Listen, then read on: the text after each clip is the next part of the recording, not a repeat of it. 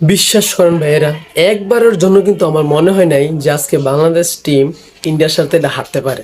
যখন দেখলাম যে 168 রান, 169 রানের টার্গেট দিছে, একদম সেম কিন্তু শ্রীলঙ্কার স্কোরটা দেখে খুবই একটা ভালো লাগছিল। কারণ প্রথম পর্যায়ে তারা যেভাবে রান দিতেছিল খুবই খারাপ লাগতেছিল, কিন্তু পরে দিয়ে ঈশা কামব্যাক করছে বলারা, খুবই ভালো লাগলো। এবং আমার যখন উইকেট পড়তেছিল মাঝপথে যাই, যখন বাংলাদেশ প্রথম দিক থেকে খুব ভালো রান করতেছিল, তখন তো একদম আমরা চিন্তাই করতেছি যে আসলে অবশ্যই বাংলাদেশ জিতবো। কিন্তু পরে যখন দেখলাম কয়েকটা উইকেট পড়লো এবং সাইফুদ্দিন নামলো, আসলে আমি সাইফুদ্দিনকে ব্যক্তিগতভাবে খুবই পছন্দ করি। তবে তাকে যদি কন্টিনিউ যদি কয়েকটা ম্যাচে যদি সুযোগ দিয়ে হয়তো বা অনেক ভালো কিছু হইতো। হঠাৎ করে এসে আসলে হুট করে এসেই সবসময় ভালো করা সম্ভব না। আমি একটা কথা বলি, ধরুন আপনি একটা জায়গায় কন্টিনিউ কাজ করেন বা একটা দোকানের একটা কিচেনে কন্টিনিউ কাজ করেন, আপনার কোন জায়গায় কি আছে সব কিছু কিন্তু আপনি ঠিকঠাক জানবেন। কিন্তু একই দোকানে যদি আপনি কয়েক বছর কাজ করার পরে যদি 2-3 মাসের জন্য যদি অন্য কাউকে এখানে দিয়ে যদি কোথাও যান, পরে আবার যদি আপনি যদি এই জায়গায় এসে যদি কাজ করতে চান, তাহলে কিন্তু আপনি সব কিছু আপনি ঠিকমতো আপনি পাইবেন না, একটু অগোছালো হয়ে যাইব। কিন্তু আপনি এই জায়গার ভিতরে অনেক বছর কাজ করছেন, 3 মাস না থাকার পরে যদি আপনি এখানে আসেন, তাহলে এখানে এসে কিন্তু আপনি ঠিকমতো গুছিয়ে ওরকমভাবে কাজ করতে আপনার একটু কি সমস্যা হবে।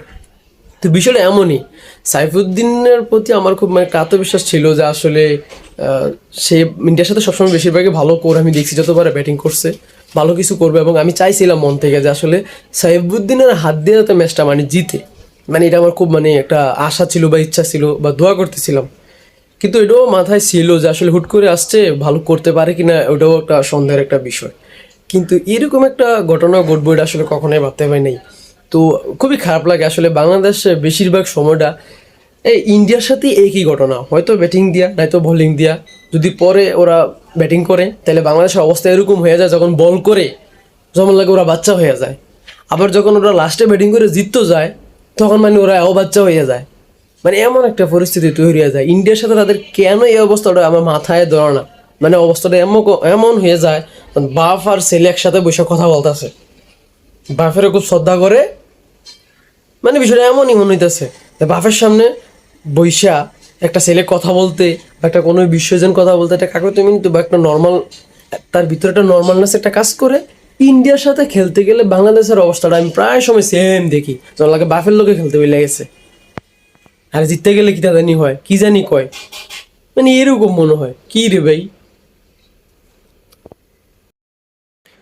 বিশ্বাস করেন ভাইয়েরা, একবারের জন্য কিন্তু আমার মনে হয় নাই যে আজকে বাংলাদেশ টিম ইন্ডিয়ার সাথে এটা হারতে পারে। যখন দেখলাম যে 168 রান, 169 রানের টার্গেট দিছে, একদম সেম কিন্তু